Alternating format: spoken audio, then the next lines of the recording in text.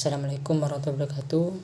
Perkenalkan, nama saya Muhammad Dadatani dengan NIM 2104111000069. Di sini saya akan melaksanakan tugas pengantar teknologi informasi tentang apa itu growth hacking. Di sini saya akan menjelaskan tentang growth hacking, yaitu growth hacking adalah salah satu strategi marketing yang populer dan mampu membantu pertumbuhan startup dengan sangat cepat. Dalam proses melakukan strategi growth hacking, di sini growth hacking itu adalah seperti melakukan strategi yang diperlukan, yaitu berbagai macam eksperimen yang akhirnya paling terbukti meningkatkan jumlah pelanggan. Sempat disinggung, strategi ini sangat ideal digunakan oleh startup yang memiliki keterbatasan dalam anggaran dan sumber daya manusia. Strategi yang satu ini tidak hanya mampu meningkatkan jumlah pelanggan saja, tapi juga membuat brand lebih mampu bersaing dengan kompetitor. Pasalnya, growth hacking sangat mengandalkan data. Nah, data yang bisa digunakan untuk menganalisis kompetitor dengan cara yang lebih mudah. Sebenarnya, growth hacking adalah istilah yang masih cukup baru. Pasalnya, hal yang satu ini baru dicetuskan oleh Sean Ellis pada tahun 2011 lalu. Selain growth hacking, istilah growth hacker yang merujuk pada orang yang melakukan eksekusi dan strategi ini juga semakin populer. Sean Ellis menyatakan bahwa seorang growth hacker bukanlah sekedar online marketer saja, namun mereka harus memiliki pengetahuan tentang data, produk, teknologi, dan marketing. Selain itu, seorang growth hacker juga harus memiliki pola pikir yang sangat spesifik dan berfokus pada pertumbuhan perusahaan secara berkelanjutan. Nah, strategi growth hacking terbagi dalam 3 area utama, yaitu 1. Konten marketing. Nah, konten marketing ini memang disebut sebagai salah satu taktik yang cukup ampuh dan tidak memerlukan biaya yang cukup mahal. Seperti yang sempat disinggung, growth hacking adalah strategi yang tidak membutuhkan banyak modal. Nah, oleh karena itu, memanfaatkan konten marketing bisa menjadi langkah yang tepat. Pasalnya, konten tetap menjadi magnet utama yang bisa mendatangkan lead yang berkualitas. Beberapa contoh konten marketing yang bisa dilakukan misalnya dengan membuat artikel, blog, e-book, konten media sosial, infografik, email marketing, hingga video. Nah, yang kedua yaitu produk marketing. Produk marketing melibatkan teknik untuk membuat produk lebih menarik dan membangun basis pengguna. Contoh produk marketing yang bisa dilakukan misalnya dengan membuat sistem pendaftaran khusus bagi pelanggan tertentu, kemudian menawarkan program referral yang bisa menguntungkan bagi pengguna lama dan baru juga. Yang ketiga yaitu advertising. Growth hacking juga memanfaatkan iklan untuk mempromosikan bisnisnya. Bahkan cara yang satu ini juga terbukti efektif untuk meningkatkan brand awareness.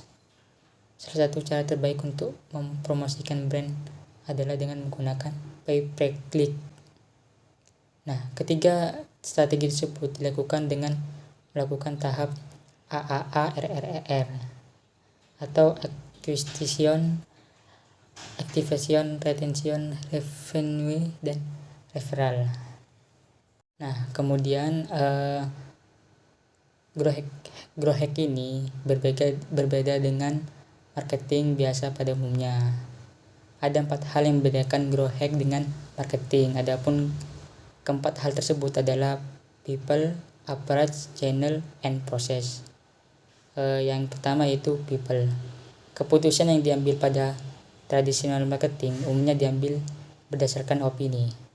Sementara di perusahaan startup yang menerapkan growth hacking, keputusan lebih dipengaruhi oleh data, termasuk data dari hasil testing market. Jika data menunjukkan bahwa strategi yang dilakukan tidak berhasil, akan dicoba cara yang lain. Nah, yang kedua yaitu approach. Selanjutnya, dalam hal approach, tradisional marketing umumnya cenderung membuat orang untuk menginginkan produk yang ditawarkan. Sedangkan dengan cara growth hack, perusahaan justru membuat produk yang memang dibutuhkan oleh konsumen. Jadi pertama cari tahu apa masalah yang perlu diselesaikan di masyarakat. Apa yang mereka butuhkan. Nah, lalu untuk hadir memberikan apa yang mereka butuhkan. Nah, yang ketiga yaitu proses. Jika biasanya tradisional marketing fokus untuk melakukan brand awareness, maka growth hacking menggunakan metode yang istilahnya adalah Pilates method, di mana produk berusaha untuk mengakuisisi konsumen di pasar, tahu apa yang perlu dilakukan pada saat launching, bagaimana konsumen terus kembali menggunakan produk, hingga akhirnya revenue naik. Nah, yang terakhir yaitu channel. Sedangkan dalam hal channel, tradisional marketing umumnya sangat menggunakan promosi berbayar. Sedangkan growth hacking lebih mengarah kepada strategi yang mengeluarkan dana seminim mungkin atau bahkan tidak sama sekali, namun memberikan hasil yang terbaik.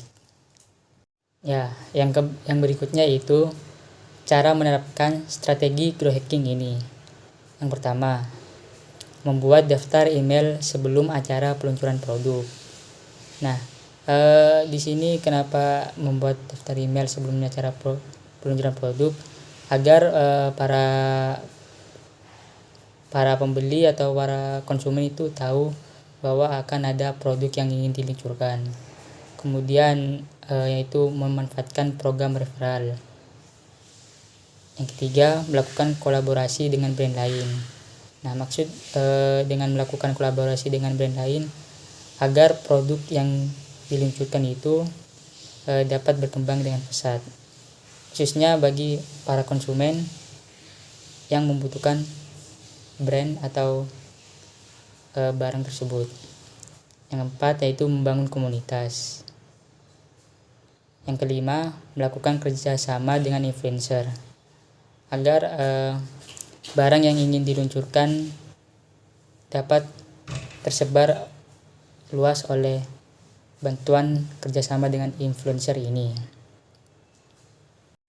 Nah, untuk yang pernyataan kedua yaitu fungsi dari growth hacking. Nah, fungsi dari growth hacking yaitu untuk mempertahankan pertumbuhan dan menyimpan basis pengguna aktif atau customer untuk menjual produk dan mendapatkan paparan, dan juga menyimpan data-data dari suatu perusahaan tersebut agar dapat mengetahui apakah perusahaan tersebut memenuhi kebutuhan dari konsumennya. Nah, untuk pertanyaan 3 yaitu berilah contoh penggunaan growth hacking. Nah, contoh dari penggunaan growth hacking yaitu yang pertama Bukalapak. Bukalapak merupakan situs e-komersi yang menyasar kepada segmen usaha kecil dan menengah. Pada awal mula berdirinya, Bukalapak berhasil mengajak 500.000 UMKM untuk berjualan di Bukalapak. Dalam tahap ini, Bukalapak memanfaatkan kekuatan komunitasnya di hampir semua kota besar, bahkan di kota kecil komunitasnya sangat kuat. Hingga saat ini, Bukalapak sudah berhasil mengajak lebih dari 4 juta mitra untuk berjualan di Bukalapak dan digunakan oleh lebih dari 50 juta pelanggan. Dengan transaksi pada tahun 2018 meningkat sebanyak 4 kali lipat dari tahun sebelumnya, di mana Bukalapak mencatat GMV perusahaan ini tembus 4 triliun per bulan. Yang kedua yaitu Dropbox. Dropbox merupakan salah satu perusahaan yang berhasil memanfaatkan strategi growth hacking dalam mengembangkan bisnisnya. Strategi yang digunakan adalah dengan membuat program referral. Nah, di mana Dropbox akan memberikan tambahan storage space secara gratis kepada penggunanya. Apabila berhasil mengajak temannya untuk menjadi pengguna baru Dropbox. Selain itu, pengguna Dropbox juga bisa mendapatkan tambahan storage space secara gratis apabila orang-orang mengkoneksikan antara akun Dropbox dengan akun Facebook atau Twitter mereka serta berbagi informasi seputar Dropbox di akun media sosialnya. Dengan melakukan program referral ini, Dropbox berhasil menambah jumlah pengguna baru mereka sebanyak 4 juta dalam waktu 15 bulan dan saat ini pengguna Dropbox sudah mencapai 500 juta pengguna dengan total konten yang sudah di-upload sebanyak 400 miliar konten. Nah, yang terakhir yaitu Airbnb. Siapa yang tidak kenal Airbnb? Pada awalnya untuk meningkatkan popularitas, Airbnb memanfaatkan kekurangan dari Craigslist atau sebuah situs pasang iklan yang sangat populer di Amerika. Kekurangan yang dimiliki oleh Craigslist itu dimanfaatkan oleh Airbnb dan memungkinkan pengguna melakukan cross-posting dari Airbnb ke Craigslist. Hasilnya, para host Airbnb bisa langsung menawarkan penginapan mereka kepada para pengguna Craigslist. Ketika orang tertarik untuk melakukan pemesanan penginapan, maka orang tersebut selanjutnya akan diarahkan untuk kembali ke situs Airbnb untuk melakukan transaksi. Cara hacking di atas adalah cara yang cerdik, yakni memanfaatkan situs yang sudah sangat populer, yakni Craigslist, untuk memasarkan layanan Airbnb. Melalui cara ini, jumlah pelanggan Airbnb meledak. Melalui hacking semacam itulah, Airbnb bisa mendapatkan pendapatan setara dengan 36 miliar pada tahun 2017. Terima kasih. Mohon maaf jika ada salah kata. Kurang lebihnya mohon maaf. Wassalamualaikum warahmatullahi wabarakatuh.